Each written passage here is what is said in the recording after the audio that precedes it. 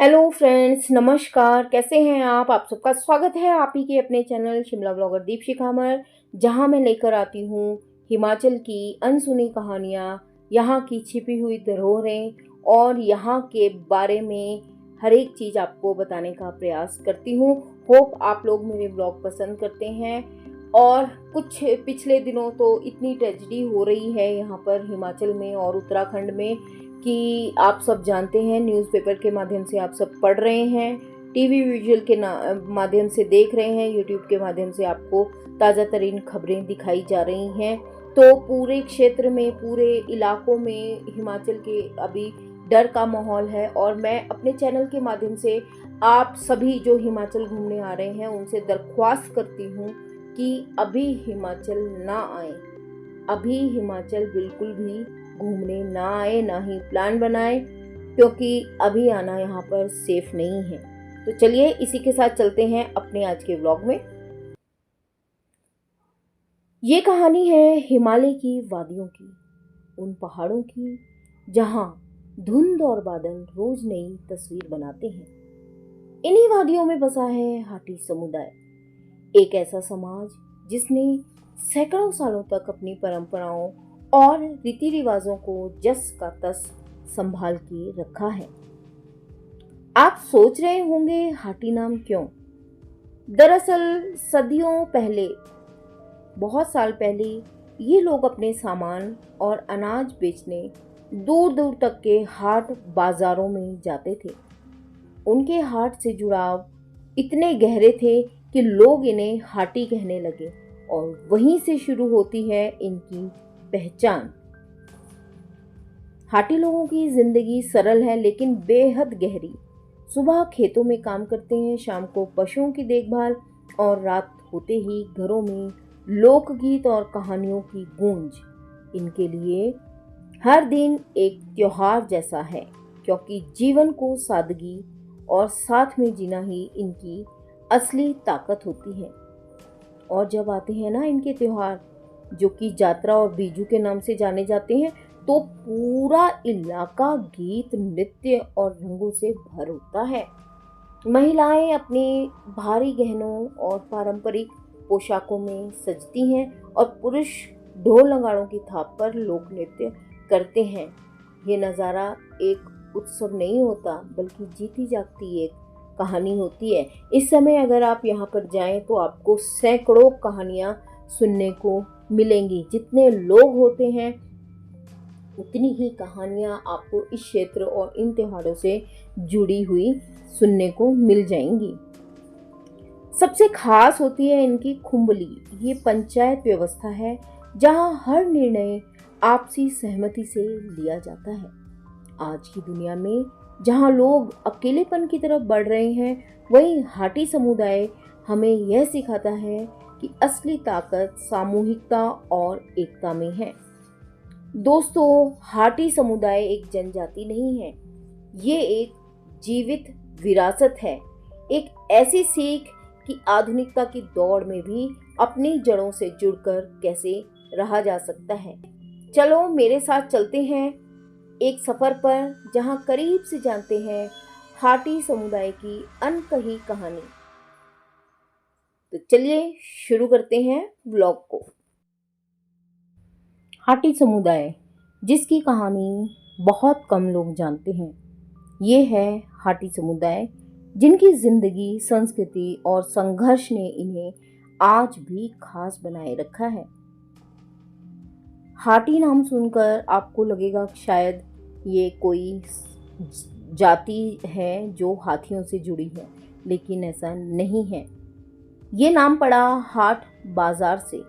सदियों पहले ये लोग छोटे छोटे पहाड़ी रास्तों से गुजरकर अपने अनाज, फल और अन्य सामान लेकर हाटों तक जाते थे। मैं तब की बात कर रही हूँ जब सड़कें नहीं होती थी, सिर्फ एक पगडंडी होती थी। धीरे धीरे लोग इन्हें हाटी कहने लगे और ये नाम आज इनकी पहचान बन गया है। हाटी लोगों की जिंदगी बेहद सादी लेकिन अनुशासित होती है।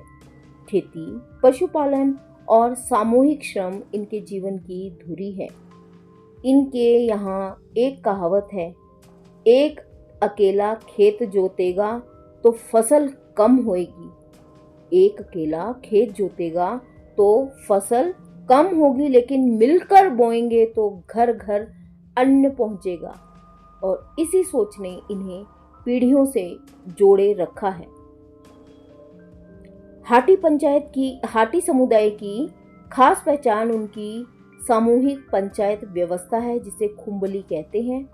इसमें हर विवाद, हर समस्या गांव के लोग मिलकर सुलझाते हैं, बिना कोर्ट, बिना कागज, सिर्फ आपसी विश्वास पर। यही वजह है कि यहाँ सामाजिक ताने बाने में आज भी मजबूती बनी हुई है। त्योहार इनकी संस्कृति की आत्मा है। जात्रा, बिज्जू, फूल उत्सव जैसे पर्व जब आते हैं तो पूरा इलाका लोकगीतों और ढोल नगाड़ों की थाप से गूंज उठता है। महिलाएं अपनी पारंपरिक गहनों से सजी होती हैं और लोक नृत्य करती हैं। यह नज़ारा ऐसा होता है मानो पूरी घाटी जीवित हो गई। देखिए, एक तो घाटी पहाड़ है, ऊपर से जब ढोल नगाड़े बजते हैं तो वो जो धुन गूंजती है, जो उनके शब्द वो गाने गाते हैं और जो थाप होती है वो पूरी घाटी में गूंजती है, तो मन, तन, आत्मा बहुत प्रसन्न हो जाती है। कभी आप इस चीज़ को महसूस करें तो आपको पता लगेगा कि मैं क्या बोलना चाह रही हूँ। लेकिन दोस्तों, आपको बताऊं कि हाटी समुदाय की कहानी सिर्फ परंपराओं तक सीमित नहीं है, ये एक संघर्ष की भी कहानी है। कई दशकों तक इन्हें जनजाति का दर्जा नहीं मिला था, जबकि इनका जीवन बाकी जनजातियों जैसा ही कठोर और सीमित संसाधनों वाला रहा। सालों साल इन्हें सरकार से अपनी पहचान और अधिकार के लिए संघर्ष किया है और आखिरकार 2022 में हाटी समुदाय को आधिकारिक तौर पर जनजाति का दर्जा मिला। यह सिर्फ एक कानूनी जीत नहीं थी, बल्कि पीढ़ियों का सपना था जो पूरा हुआ। हाटी समुदाय हमें यह सिखाता है कि परिस्थिति चाहे कितनी भी कठिन क्यों ना हो, अपनी संस्कृति और अपनी एकता को बचाकर रखा जा सकता है। उनकी यह कहानी अनसुनी रही, लेकिन अब इसे सुनना और आगे बढ़ाना ये हम सबकी जिम्मेदारी है।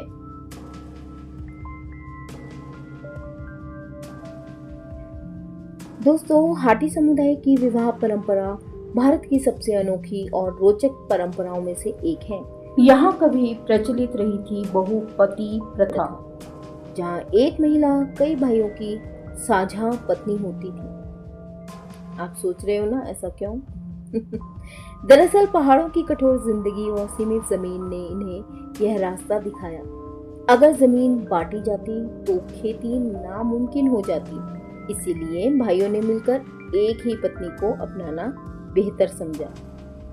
लेकिन अगर हम इस प्रथा को और गहराइयों से जोड़ते हैं तो महाभारत के पांडव इस कथा के मुख्य सूत्रधार माने जाते हैं।